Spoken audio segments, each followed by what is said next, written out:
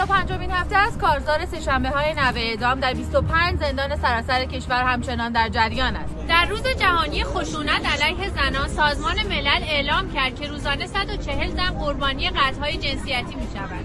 سازمان عفو بین‌الملل طی بیانیه‌ای ضمن محکوم کردن حکم اعدام وریشه مرادی زندانی سیاسی کرد خواستار توقف فوری این حکم ناعادلانه شد. 50 روز است که خانواده‌های 4 زندانی سیاسی محکوم به اعدام عدنان قویشاوی، علی مجدم، معین خنفری و محمد رضا مقدم از سرنوشت آنها بی‌خبرند.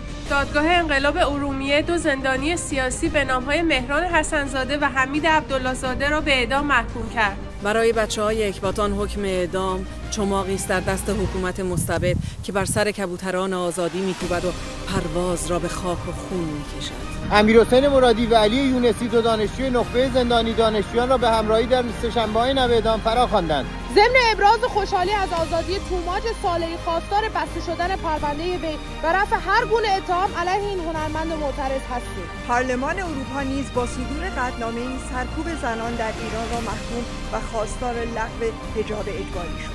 کمیته حقیقت‌یاب سازمان ملل بار دیگر تاکید کرد که رژیم ایران در سرکوب جنبش زن زندگی آزادی مرتکب جنایت علیه بشریت شده است. ما با هر گونه اعدامی مخالفیم.